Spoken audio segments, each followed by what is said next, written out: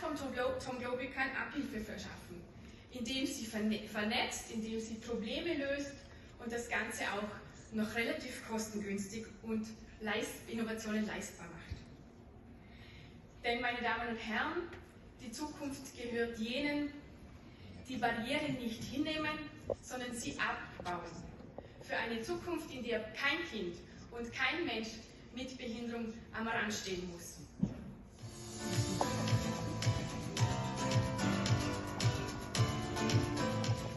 TOM Global connects engineers, caregivers and people with disabilities to develop assistive technology. Operating in more than 35 countries, it offers solutions 80 to 99% cheaper, with 62 university campuses, innovating in assistive devices and distributed manufacturing.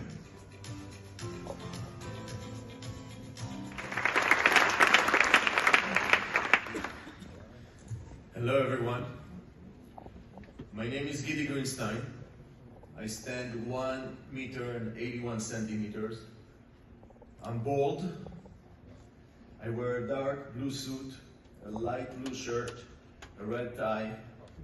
I'm a little bit solid. My wife says heavy. I'm 54. It's really an honor to be here. Members of Parliament and Government of Austria. Member of Parliament, Heike Eder, thank you for the honor. The ESSA Foundation and the amazing Zero team, fellow innovators, everybody here in this room. Caroline, you moved all of us this morning. We are representing Reut USA, an organization in America, but I'm originally also from Israel and I'm Jewish. And it is a tremendous honor to be here today. And I really appreciate the moment. Thank you very much for it. Have you ever wondered why solutions for needs of people with disabilities are so expensive? Why they exist in one place and not in another place?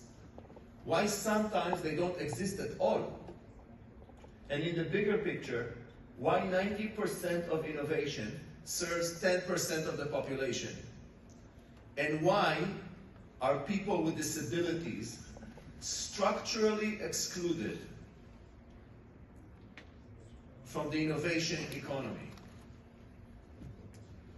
My answer to these questions is complicated. But at the same time, I challenge you to imagine. Imagine a world where many solutions cost 20% to 1% of their current market price. A world where every person with disabilities lives within a short distance of thousands of solutions to their needs. A world where anyone can get any product, anywhere on the globe, in developing and developed nations, in rural and urban areas. In other words, just imagine 4 words: affordable, accessible for anyone, anywhere. It is possible in this day and age, and this is the reality that we are creating. The word TOM stands for Tikkun Olam Makers. Tikkun Olam is a Hebrew concept that calls upon every individual to do what they can to make the world a better place. And this is our message. We see this as a platform for inclusion, as I will describe in a moment. To realize this vision, we have basically developed an end-to-end process.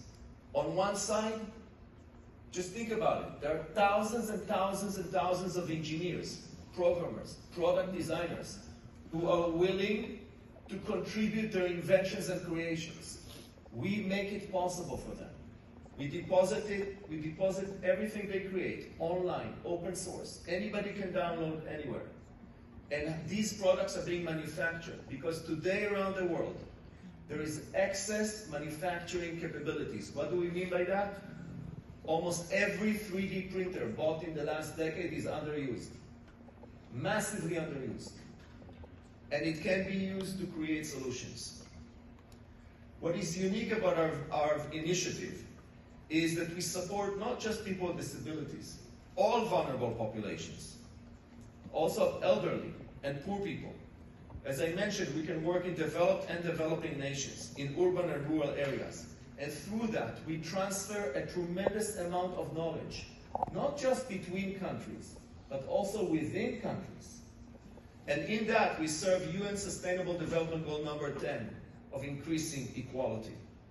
Finally, and equally important since day one of our project, we are a platform for peacemaking. We are a platform for Jews and Arabs in Israel, for Israelis and Palestinians, for people all over the world to come together. There is a famous teaching by a famous rabbi by the name of Jonathan Sachs who said, the best way to heal a broken society is to build things together, which is what we do. Caroline, when I listened to you, you were so inspiring. You spoke about people with disabilities. I just want to mention one country, the UAE, where people with disabilities are being called people of determination. And this is what I thought when I heard you. That this is about tremendous determination to make things happen. And I believe we can do it. But in order to do that, we do need a global movement.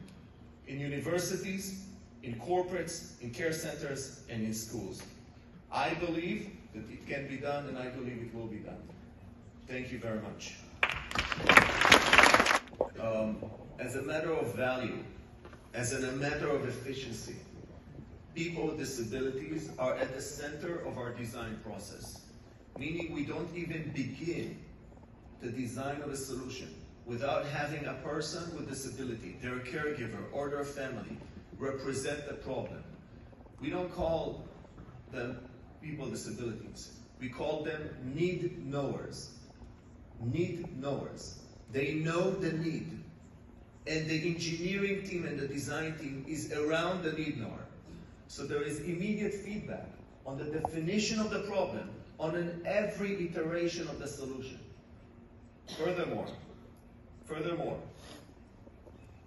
we believe that the first line of the solution, the second iteration of the solution, the third iteration of the solution usually comes from the person in the need. Because them, being in their condition, they have been very creative in what could address their challenge. So for us, this actually ensures not just the ethics of the process, also the efficiency of the process. For example, I spoke with Member of Parliament Eder today about the coming Paralympic Games in 2028. She was a Paralympian herself. She knows better than almost anybody else what would be required to address the needs of Paralympians and of people who are involved in sports. And this is our philosophy, and that's how we do it. Thank you very much. We know that very often, for instance, women with disabilities are underrepresented in technical projects, even more so if they have low socioeconomic status. So what I would like to know is how does your project address this intersectionality to ensure that all persons with disabilities can participate, contribute their life experiences, and benefit from the results? Well, thank you for this question. I do want to say that contrary to what may happen in many other places, this is not our challenge. First of all, because we look not only at the person with disability, we look also at the caregivers. And most of the caregivers are women, more than men.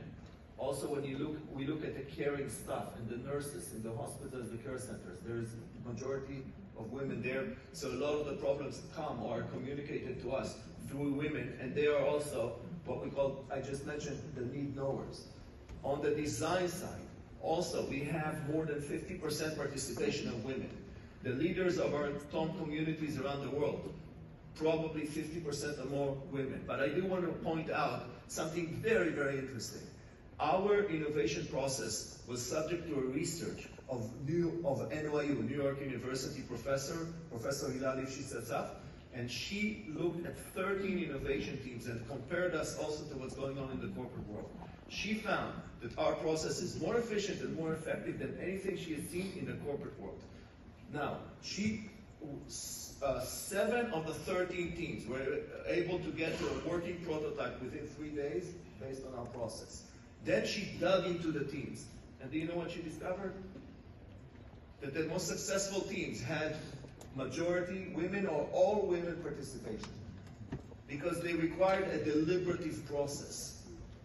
And that deliberative process apparently happens better when there is gender mix in the team, or teams that are led by women. And that was I found it to be an extremely interesting conclusion from that research, and I'm happy to share it, of course, with everybody here. Thank you for this question. Den Fragestellerinnen und dem Fragesteller. Der Austausch hat mich eigentlich nur noch mehr darin bestärkt, dass diese Innovation das Leben, auch das Leben der österreichischen Menschen mit Behinderung erleichtern und verbessern kann. Deshalb werden wir gleich im Anschluss an diese Konferenz einen Roundtable machen und gemeinsam auch überlegen, wie wir diese Innovation mit nach Österreich bringen können. Jeder ist gerne eingeladen, der sich noch beteiligen möchte, und ich freue mich auf einen guten Austausch. Danke.